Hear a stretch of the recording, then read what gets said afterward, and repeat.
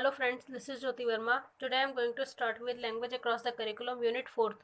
Unit 4th के कुछ topics हम पहले भी पढ़ चुके हैं और ये हमारा आज का लास्ट टॉपिक है और इस टॉपिक के साथ ही आपका ये सब्जेक्ट पूरा ही कवर हो जाएगा। आपको सारी वीडियोस मेरी प्लेलिस्ट में लैंग्वेज अक्रॉस द करिकुलम की प्लेलिस्ट के अंदर मिल जाएंगी। स्टेप वाइज हर यूनिट वाइज मैंने वीडियोस बना रखी हैं अलग अलग टॉपिक्स की। आज का हमारा टॉपिक है बहुभाषावाद, एक बहुभाषी कक्षा हेतु शिक्षक के आवश्यक गुण एवं क्षमताएं। यानी कि जो एक बहुभाषावाद होता है और एक बहुभाषी कक्षा होती है उसके अंदर अगर शिक्षक पढ़ा रहा है बहुभाषी कक्षा में तो उसके अंदर क्या क्या गुण होने चाहिए, क्या क्या क्षमताएं होनी चाहिए। Multilingualism, qualities and competencies of a teacher to cater to a multilingual classroom। यानी कि जो टीचर के अंदर क्वालिटीज होती हैं, कॉम्पिटेंसीज होती हैं, वो हमें इसके अंदर बतानी है किसी भी मल्टीलिंगुअल क्लास के लिए।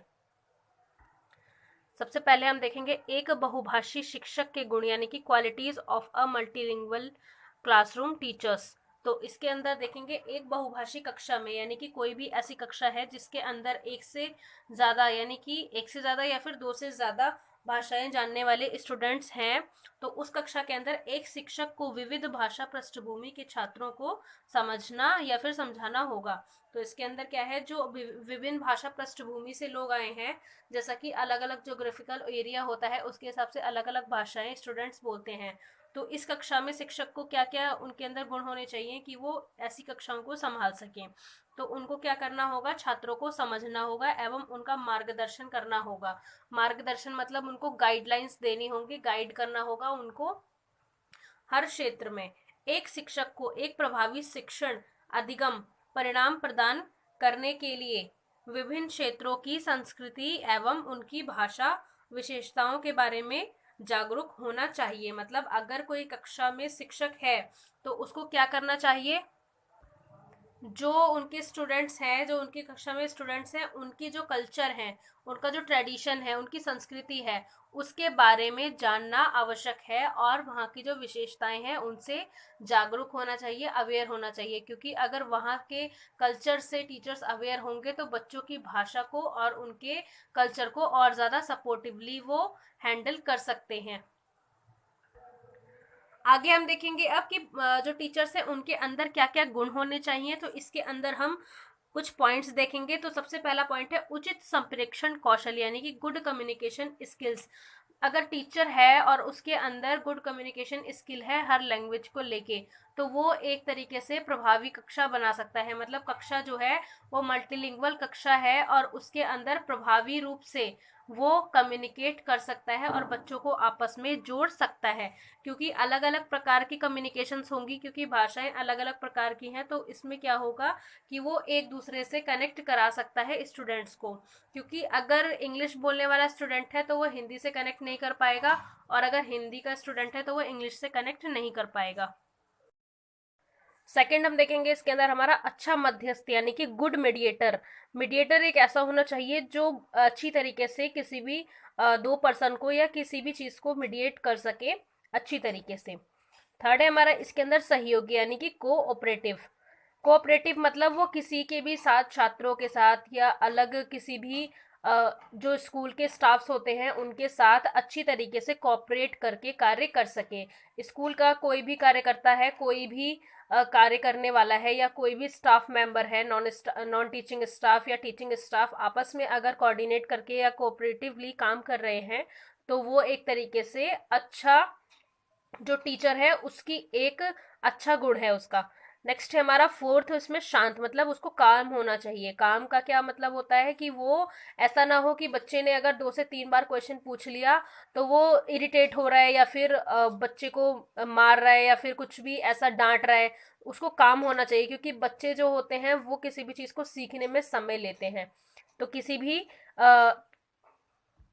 टॉपिक में किसी भी टाइप का कोई भी प्रॉब्लम है तो उसको कामली उसको सॉल्व करना है। फिफ्थ है हमारे इसके अंदर अच्छा श्रोता यानी कि गुड लिसनर होना चाहिए। यानी कि जो एक टीचर है वो गुड लिसनर होना चाहिए कि बच्चे की कोई प्रॉब्लम है या पेरेंट्स कुछ बोल रहे हैं या फिर अदर टीचिंग स्टाफ कुछ कह रहा है तो वो अच्छी तरीके से उस इंफॉर्मेशन को सुने। सिक्स्थ हमारा इसके अंदर ईमानदार यानी कि ऑनेस्ट होना चाहिए टीचर्स को। किसी भी कार्य के लिए ऑनेस्टी सबसे ज़्यादा आवश्यक होती है, सबसे ज़्यादा ऑनेस्टी की नीड होती है, क्योंकि ऑनेस्टली अगर आप काम करते हैं तो वो काम आपका इजीली और दूसरों के हित में होता है। सेवंथ है इसके अंदर समर्पित यानी कि डेडिकेटेड होना चाहिए। डेडिकेटेड का मतलब है कि आप किसी भी कार्य को कर रहे हैं तो उसको एक डेडिकेशन के साथ करें। 8th पॉइंट हम देखेंगे इसके अंदर उत्साही यानी कि जो टीचर है उसके अंदर किसी भी चीज को लेकर उत्साह होना चाहिए और वो बच्चों के अंदर भी उत्साह को जागृत करें। 9th पॉइंट है हमारा रचनात्मक यानी कि क्रिएटिव।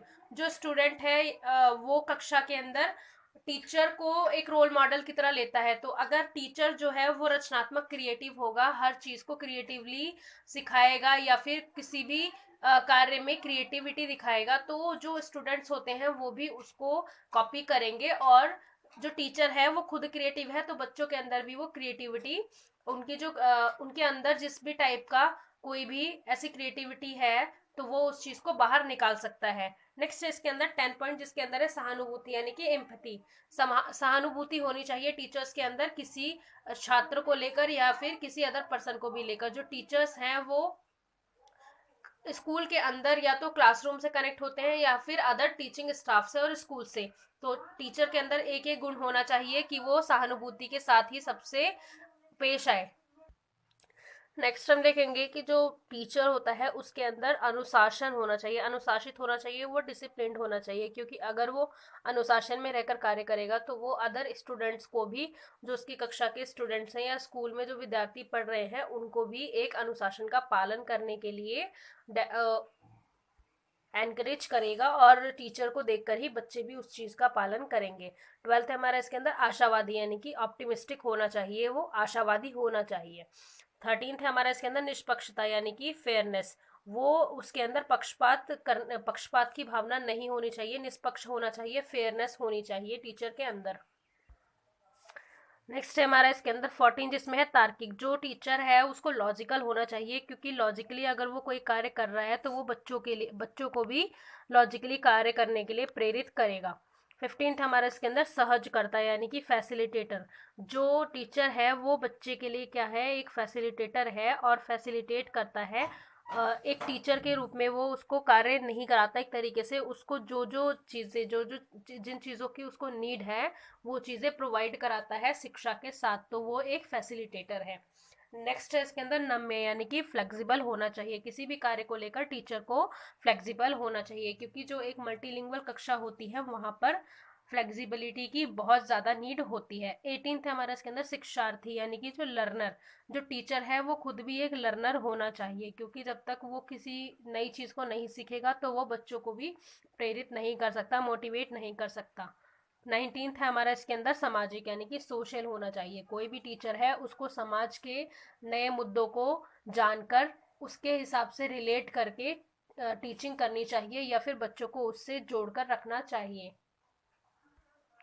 नेक्स्ट है हमारा इसके अंदर 20 यानी कि जिसके अंदर है परिवर्तनात्मक यानी कि इनोवेटिव।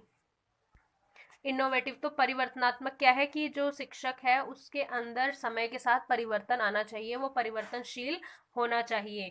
21st है हमारा इसके अंदर आदर्श भूमिका यानी कि रोल मॉडल। जैसा कि मैंने आपको बताया कि जो स्टूडेंट्स हैं वो टीचर को अपना रोल मॉडल मानते हैं, तो जो रोल मॉडल होते हैं वो एक अगर उनका पॉजिटिव बिहेवियर रहेगा और पॉजिटिवली वो सारे कार्य करेंगे तो बच्चे भी उस चीज़ को कॉपी करेंगे। 22 है हमारा इसके अंदर सम्मानजनक यानी कि रिस्पेक्टफुल होना चाहिए, क्योंकि सम्मान जो होती है, सम्मान सबसे बड़ी चीज़ होती है। इसके अंदर रिस्पेक्ट जो है वो खुद भी दूसरों की रिस्पेक्ट करे और बच्चों को भी ये चीज़ें सिखाए। नेक्स्ट हम देखेंगे एक बहुभाषी कक्षा शिक्षक की क्षमताएं यानी कि competencies of a multilingual classroom teacher. एक मल्टीलिंगुअल क्लासरूम में टीचर के अंदर कौन कौन सी कॉम्पिटेंसीज होनी चाहिए इसके बारे में हम इसमें देखेंगे। तो फर्स्ट है हमारा इसके अंदर व्यवसायिक ज्ञान यानी कि जो उसकी प्रोफेशनल नॉलेज है वो उसके अंदर होनी चाहिए। एक बहुभाषी कक्षा शिक्षक को विषय की विभिन्न अवधारणाओं एवं सिद्धांतों का गहन ज्ञान होना चाहिए, क्योंकि जो उसका प्रोफेशन है उसके बारे में, उसके सारे सिद्धांतों को उसे फॉलो करना चाहिए, उसका ज्ञान होना चाहिए। क्योंकि जो प्रिंसिपल्स होते हैं किसी भी प्रोफेशन के, वो अगर शिक्षक के अंदर नहीं होंगे तो वो उन सिद्धांतों पर कार्य नहीं कर सकता। इसके अलावा उनके पास छात्रों के शिक्षक हेतु सभी आवश्यक योग्यताएं एवं डिग्री होनी चाहिए, क्योंकि किसी भी प्रोफेशन में जाने के लिए उसकी डिग्री और कुछ जो सर्टिफिकेट्स या फिर ऐसी कोई भी चीज है जो उसके लिए एलिजिबल बनाती है, तो ये चीजें टीचर्स के पास होनी चाहिए। सेकंड है हमारा इसके अंदर मनोवैज्ञानिक क्षमता, यानी कि साइकोलॉजिकल कॉम्पिटेंसी होनी चाहिए टीचर के अंदर। तो एक बहुभाषी कक्षा शिक्षक के पास गहन मनोवैज्ञानिक ज्ञान होना चाहिए, क्योंकि साइकोलॉजिकली वो बच्चों को समझ पाए। इसलिए जो साइकोलॉजी होती है वो स्टूडेंट, जो पीपल टीचर्स होते हैं उनको पढ़ाई जाती है, ताकि वो बच्चों के अंदर उनकी जो साइकोलॉजी है उसको समझ पाए। उसे छात्रों के व्यक्तित्व का निष्कर्ष निकालने तथा उनकी समस्याएं एवं मुद्दों का विश्लेषण करने में सक्षम होना चाहिए, क्योंकि जो बच्चों की समस्याएं होती हैं, उनके जो मुद्दे होते हैं, उनको एनालाइज करके उसका समाधान निकालने की क्षमता मनोवैज्ञानिक रूप से स्टूडेंट और टीचर के अंदर होनी चाहिए, क्योंकि स्टूडेंट्स को ही वो साइकोलॉजिकली हैंडल कर सकते हैं। थर्ड पॉइंट है हमारा इसके अंदर तकनीकी क्षमता, यानी कि टेक्नोलॉजिकल कॉम्पिटेंसी। एक बहुभाषी कक्षा, जो एक बहुभाषी कक्षा जिसमें कई प्रकार की भाषाएं बोलने वाले स्टूडेंट्स होते हैं, वो शिक्षक के लिए तकनीकी रूप से सक्षम होना अपरिहार्य है, क्योंकि तकनीकी रूप से अगर कोई भी कार्य है तो ये चीजें टीचर्स को आनी चाहिए। विविध पृष्ठभूमियों के छात्रों को मार्गदर्शन एवं निर्देशन प्रदान करने हेतु शिक्षक को अपनी शिक्षण विधियों में तकनीकी का उपयोग अवश्य करना चाहिए। फोर्थ है हमारा इसके अंदर रचनात्मक क्षमता, यानी कि कंस्ट्रक्टिव कॉम्पिटेंसी। जो कंस्ट्रक्टिव कॉम्पिटेंसी होती है वो भी एक कक्षा के अंदर होनी चाहिए, क्योंकि किसी भी चीज़ की रचना करना या फिर रचनात्मक एक तरीके से क्रिएटिविटी जो होती है वो होना टीचर के अंदर बहुत ही आवश्यक है। एक बहुभाषी कक्षा में अधिगम का रचनात्मक दृष्टिकोण विभिन्न शिक्षण प्रदत्तियों को इंगित कर सकता है। ये छात्रों को अधिक ज्ञान की रचना हेतु सक्रिय तकनीकों के उपयोग के लिए प्रोत्साहित करता है। जैसा कि मैंने आपको बताया कि अगर टीचर क्रिएटिव माइंड है उसका और वो रचनात्मक क्षमता रखता है, तो बच्चे भी उस चीज को फॉलो करेंगे और टीचर उनको प्रोत्साहन देंगे। नेक्स्ट है इसके अंदर फिफ्थ पॉइंट, जिसमें है समस्या समाधान क्षमता, यानी कि प्रॉब्लम सॉल्विंग एबिलिटी। टीचर्स के अंदर किसी भी प्रकार की प्रॉब्लम्स को सॉल्व करने की एबिलिटी होनी चाहिए, क्षमता होनी चाहिए। यह एक रचनात्मक उपागम है जो सक्रिय अधिगम को बढ़ावा देता है। यह वास्तविक स्थितियों का छात्र अधिगम के संगठनात्मक केंद्र रूप में प्रयोग करते हैं। छात्र स्वयं निर्देशित अधिगमकर्ता बन जाते हैं। आगे है हमारा इसके अंदर नेक्स्ट 6 पॉइंट, जिसमें है समालोचनात्मक चिंतन क्षमता, यानी कि क्रिटिकल थिंकिंग एबिलिटी। तो इसके अंदर है समालोचनात्मक चिंतन, स्पष्ट एवं तर्क संगत रूप से चिंतन करने की क्षमता है। इसमें चिंतनशील तथा स्वतंत्र चिंतन में संलग्न होने की क्षमता निहित है। समालोचनात्मक चिंतन वाला व्यक्ति विचारों के बीच तार्किक संबंधों को समझ सकता है, यानी कि लॉजिकल सोच सकता है, क्रिटिकली सोच सकता है। नेक्स्ट है हमारा 7th, इसके अंदर गणितीय चिंतन, यानी कि मैथमेटिकल थिंकिंग। गणितीय चिंतन अंक गणित अथवा बीजगणित की समस्याओं को हल करने की योग्यता से अधिक है। वास्तव में एक गणितज्ञ की तरह चिंतन संभव है तथा अपने खातों का मिलान करते हुए खराब प्रदर्शन भी मुमकिन है। इसमें एक गणितीय विचारक की पहचान ग्रहण करना शामिल है। नेक्स्ट है हमारा 8 पॉइंट, जिसके अंदर है सामाजिक वैज्ञानिक चिंतन, यानी कि सोशल साइंटिफिक थिंकिंग। जो टीचर्स है उनके अंदर सामाजिक वैज्ञानिक चिंतन भी होना चाहिए, यानी कि सोशल साइंटिफिक थिंकिंग भी होनी चाहिए। सामाजिक वैज्ञानिक चिंतन हमारे दैनिक जीवन से संबंधित प्रश्नों को एक दृष्टिकोण को संदर्भित करता है।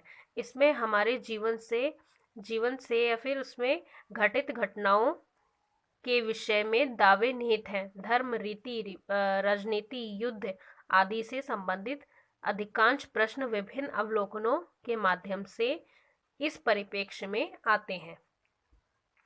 सो फ्रेंड्स, ये थी हमारी आज की वीडियो, जिसके अंदर हमने देखा जो क्वालिटीज होती हैं टीचर्स की या कॉम्पिटेंसीज होती हैं वो किस प्रकार आवश्यक हैं एक बहुभाषी कक्षा के अंदर, यानी कि मल्टीलिंगुअल क्लास के अंदर। कोई भी टीचर है उसके अंदर क्या क्या क्वालिटीज़, क्या क्या गुण या फिर उनकी क्या क्या क्षमताएं यानी कि कॉम्पिटेंसीज होनी चाहिए। सो फ्रेंड्स, ये थी हमारी आज की video. Thank you so much for watching this video. मेरे चैनल को सब्सक्राइब करें, वीडियो को लाइक करें, शेयर करें एंड कमेंट करें, and please press the bell icon for other notifications. Thank you so much.